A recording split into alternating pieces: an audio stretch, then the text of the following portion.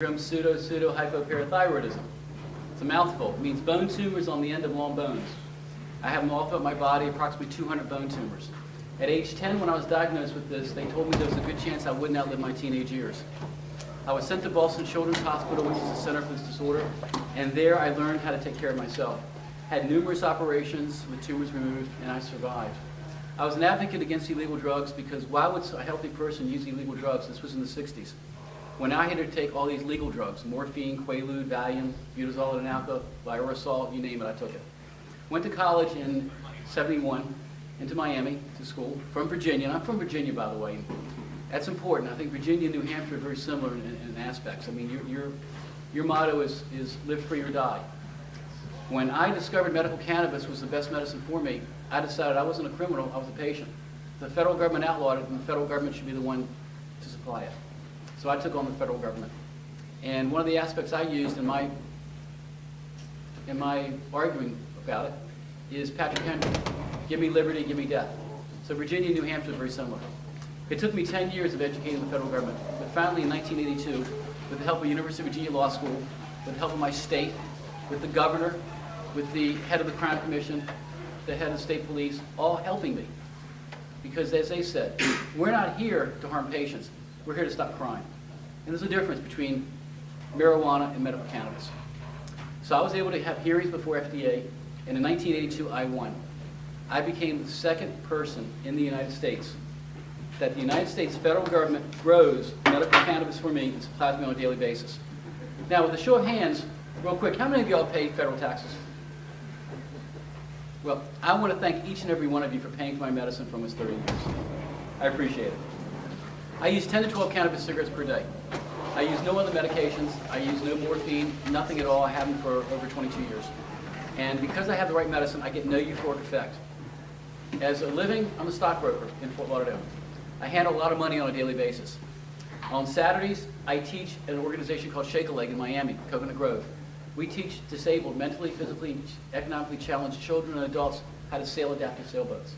We have chairs built in the boat, and we take paraplegics, quadriplegics, and they sail the boat. It's very rewarding. I'm able to do all this because I have the right medicine. Now, when you say the feds are the ones that control this, yeah, the feds are the ones that control this. And I hate these state laws. I think what y'all are doing is ridiculous. Okay? This was federal policy. It should be federal law. The feds have had their opportunity, and they failed. In 1986, there were hearings ordered by courts that FDA held for Judge Francis Young, their own law review judge. They held 2 years worth of hearings, and at the end of 2 years, he stated that it was one of the most benign substances known to mankind, and it should be made a medicine. The feds didn't care.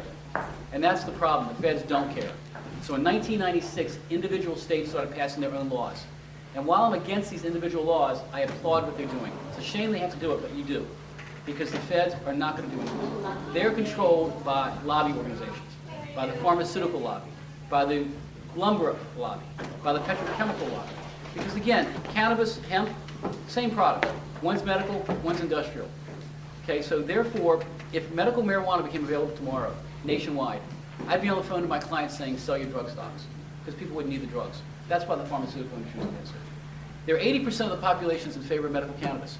Normally, when 80% of the population is in favor of something, the politicians listen, because they listen to people. They're supposed to. Well, guess what? They don't on this subject. Okay, if tomorrow medical cannabis became available in this country, the 80% of the population that's in favor of it would gain nothing monetarily, not a dime. But what about the 20% that's against us? They would lose a fortune. That's the reason why we don't have a law. So therefore, we need each and every state to say to the federal government, we're tired of arresting our sick patients. We're tired of wasting money arresting people that are patients that should not be arrested because of some weed that the federal government's been growing since 1968 on the campus of University of Mississippi in Oxford, Mississippi. They grow the cannabis there. They ship it to Raleigh, North Carolina, Raleigh Research Triangle. They put it in cigarette form. Here it is. 300 cigarettes per tin can. They ship it to a pharmacy. For me, it's the University of Miami, Bascom Palmer. They ship it to there. And every 25 days, I go down there and I pick up a tin can of cannabis. 300 cigarettes, 7 ounces, and I go through 9 ounces a month. Now, anybody else in this country that has this is breaking federal law, and they can be arrested. I and 3 other people are the only 4 people in the United States that cannot be touched. We're not breaking any federal law. So what you're doing is you're going to pass a state law that's still going to be going against federal government. That's okay, because the feds aren't going to come in and bust you. If they do, then there's avenues for that. But what your message you're sending by passing a law is saying, hey, to the feds, we've waited. You're not doing anything to help our patients, so we're going to do something ourselves. So this is what's important, to be able to put medicine in the hands of physicians. Your doctors go to school for 12 years in this state. Your state allows them to become physicians.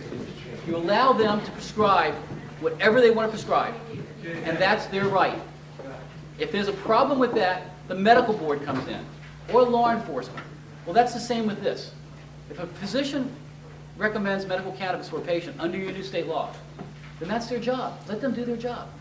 Okay? I'm a member of an organization called Patients at a Time. We're the only organization in the United States, the only organization that is sanctioned by the American Medical Association, the largest physician organization in the country. We're sanctioned by them to teach doctors about medical cannabis, to where they come to our conference every 2 years, or go to our website and download our previous conference, and they get continuing education credit. Well, why would they get continuing education credit if it's not a medicine? Because everybody who's against us says, well, it's not a medicine. Well, just ask them where they got their medical degree from. Because the American Medical Association sanctions us to teach them. And also the American Nurses Association. Gee, the largest nursing organization in the United States. Well, if it's not a medicine, why would they want nurses to learn about it? They sanction Patients at a Time to teach nurses, to where they get continuing education credit. Well, why would they, if it's not a medicine? Gee, why are they wasting their time? And what about the Veterans Administration? Good organization, veterans. Do we care about our veterans in this country? I like to think we do. Well, guess what, folks? If you don't have a law in your books, go to every politician in this state and ask them straight up, why are you against our veterans? Why are you against our veterans? And what's a politician going to say? Hey, I'm not against veterans. They can't be against veterans. Well, guess what? You are against veterans until you pass a law like what y'all are trying to do in the state. Because the VA has stated this through our organization's education, that if you're a veteran and you've been from Afghanistan or whatever, and you've had a leg blown off or whatever, and you're taking opiates for pain, and you go to a VA hospital, and they do a blood test or a urinalysis on you, and it shows metabolites of cannabis in your system, well, guess what? The VA's instructed their doctors to cease treating veterans, unless you're in a state that allows it. If you're in a state that has a medical marijuana law, then you're fine. The veteran can be treated. No problem if they test positive for cannabis. But if you're in a state such as New Hampshire, such as my home state of Virginia, my adopted state of Florida, that veteran cannot be treated because there is no law in the books allowing a physician to treat a veteran for this.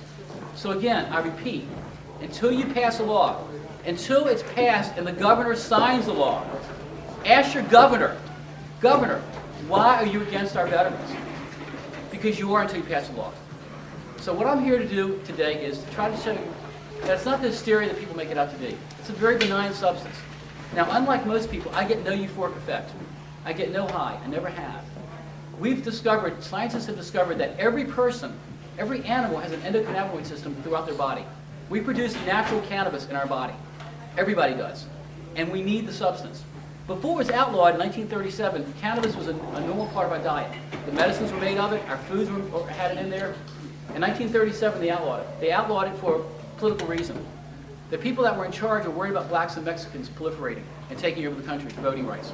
So how can we keep them from happening? They said, well, in 1937, they're the only people that smoke marijuana. And a few jazz musicians. Other than that, nobody smokes marijuana. If we outlaw marijuana, we can take away their voting rights. Well, that was what was brought up. And you know, the people in charge then of the government was people like DuPont. Well, he just come out with rayon and nylon. He thought, well, gee, if we can outlaw marijuana, we can outlaw hemp. And hemp's my biggest competition. If we outlaw hemp, then people will buy, you know, my petrochemicals, nylon, rayon.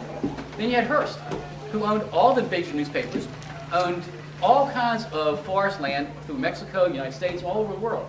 He said, gee, if we could outlaw marijuana, we could outlaw hemp, and people would have to use my lumber for paper. So you have the lobby organizations for that. You have the cotton industry that didn't want to see hemp. So all these organizations were against marijuana because of their own political reasons or their own financial reasons. Today it's outlawed. We've got 17 states that have passed laws in this country.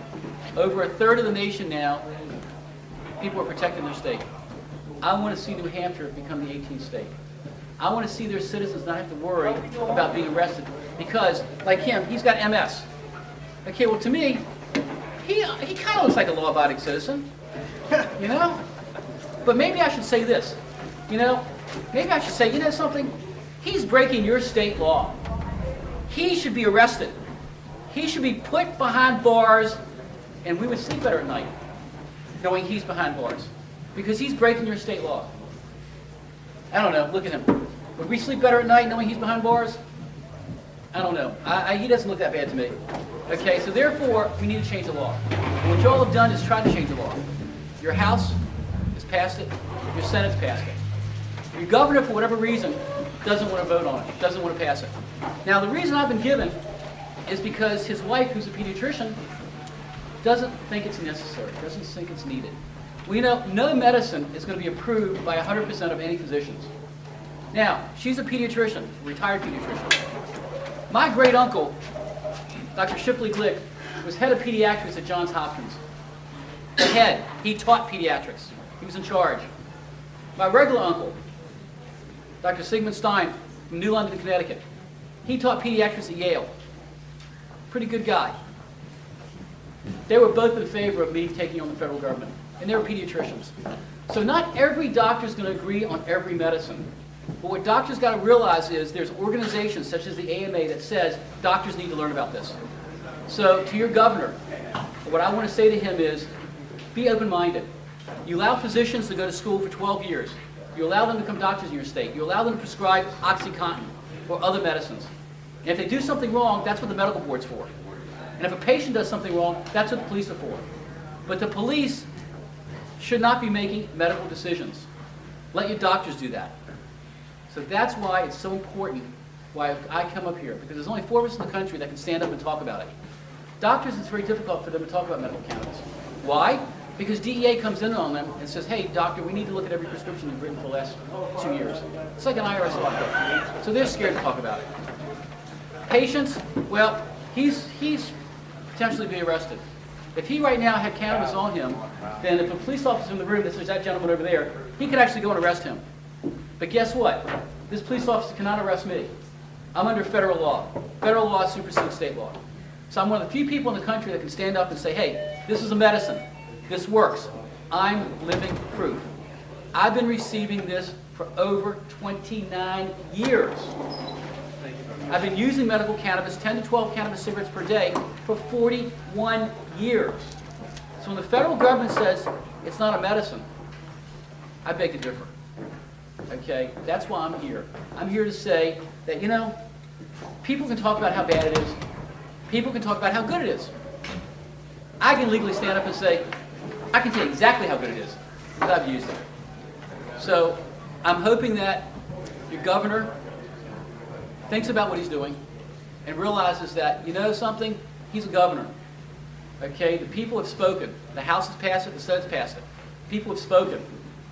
He's not an expert on the subject. His wife's a physician. God bless her. We need physicians.